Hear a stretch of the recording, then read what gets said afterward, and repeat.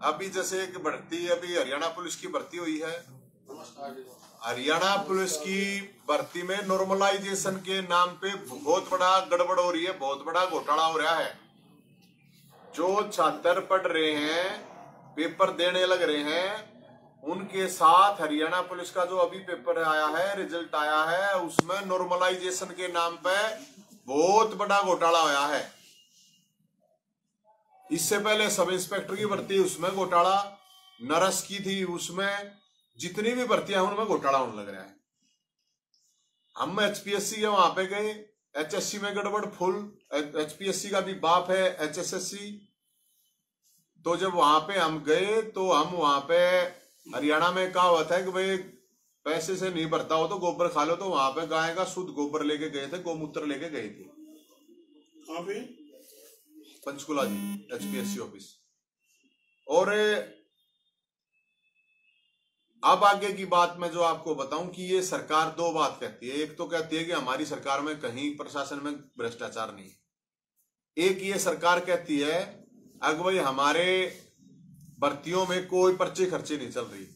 तो मैं इस सरकार के जो विधायक हैं, नेता हैं, एमपी हैं, उनको मैं ये कहना चाहता हूं, अभी गीता महोत्सव चल रहा है, कुरुक्षेत्र में पूरी सरकार आ रही है, एक बार गीता पर हाथ रख कर कसम खा जाओ, गीता पर हाथ रख कर कसम खा जाए सरकार के एमएलए, एमपी, नेता, मंत्री, मुख्यमंत्री की हमारी सरकार में भ्रष्टाचार नहीं, हमारी भर्तियों में पर्ची खर्ची नहीं चल रही। लेकिन किसी की हिम्मत नहीं हो रही। बड़ी अजीब बात है। वैसे गीता को मानना है कि नहीं मानना है, कृष्ण भगवान ने मानना है या नहीं मानना है, ये सरकार है। ऊपर में जब वहां गया तो वहां पे मेरे पे एफआईआर कर दी, केस कर दिया। चलो कोई बात नहीं, कर दो। मैं सरकार से सिर्फ ये कह रहा हूं कि अगर तुम्हारे से भर्तियां नहीं हो रही हैं तो भर्तियों के रेट लिस्ट बता दो। ढंग से हो ही नहीं रही है। दूर दूर 200 किलोमीटर दूर तुम रोल नंबर देते हो पेपर के, वहां पे एग्जाम देने के लिए बच्चे जाते हैं।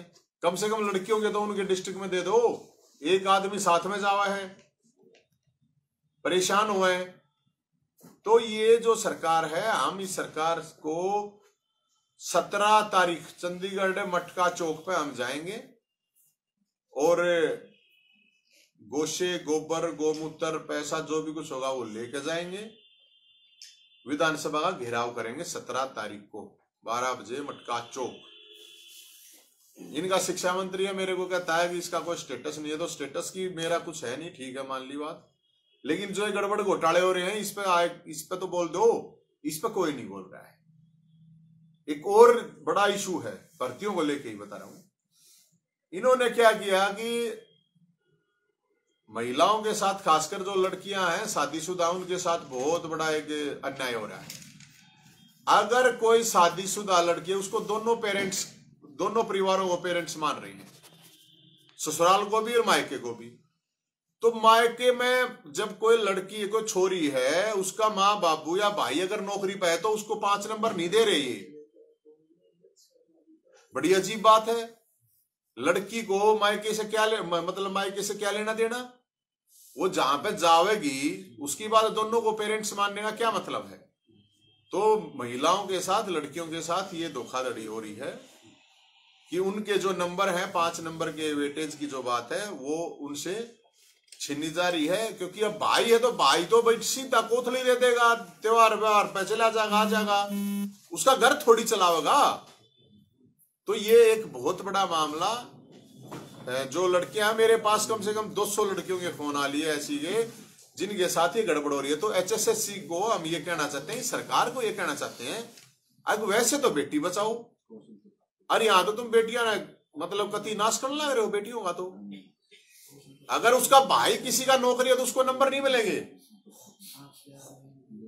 तो ये बिल्कुल पूरी तरह से गलत है।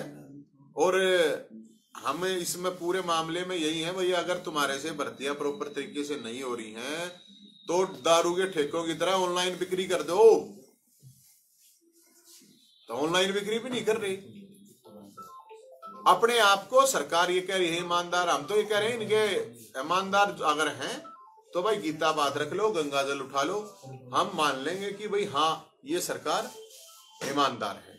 लेकिन अभी तक तो किसी ने ठाया नहीं भाई साहब, ये स्थिति है। कोई क्वेश्चन हो तो जरूर पूछ।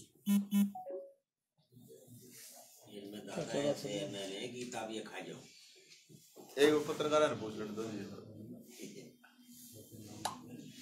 तो वहाँ कितनी संख्या में पहुंचोगी 27 दिसंबर? संख्या कुछ नहीं बेरा जी, मैं तो जाऊंगा, मेरी गल 4 आदमी जाऊंगे, बाकी जिसकी मर्जी हो आ जाएगा, जिसकी मर्जी। आम आदमी पार्टी का पूरे हरियाणा में बहुत बड़ा रुतबा है। हाँ तो सर आम आदमी पार्टी के आज आप जो प्रेस कॉन्फ्रेंस कर रहे हो प्रदेश अध्यक्ष होने के नाते कर रहे हैं। सर मैं ये कह रहा हूँ, देखो मुद्दा है, लोगों का मुद्दा, आम आदमी का मुद्दा है, वो तो जिसकी मर्जी होगी वो आ जाएगा जी। अब हमारे पास इतना ब्योम तो है नहीं, गाड़ी भर भर के ले जाएंगे, जिसकी इच्छा होगी वो आ जाएगा। संख्या तो आह्वान तो किया होगा, संख्या तो क्या बताऊं जी मैं?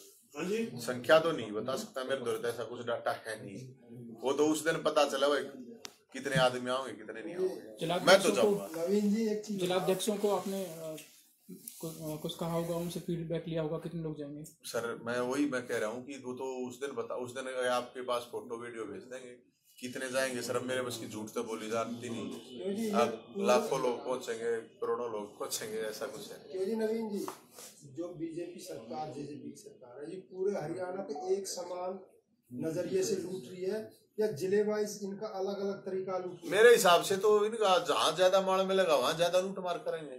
कुछ जिलों में लूट मार कम होगी, कुछ में ज्यादा होगी। तो जो जिन जिले में ज्यादा लूटमार हो रही है वो कौन कौन से उन्नत देखा? तो मेरे ख्याल में गुड़गांव, फरीदाबाद, यही से जिले ज्यादा होंगे जी, जो जहाँ पे ज्यादा पैसा है। और क्या इनका काम क्या, मैं इसीलिए तो कह रहा हूँ ना, अगर ईमानदार है इसमें कोई बड़ी बात है, इतना बात देते हैं, कहते हैं कोई प्रॉब्लम नहीं।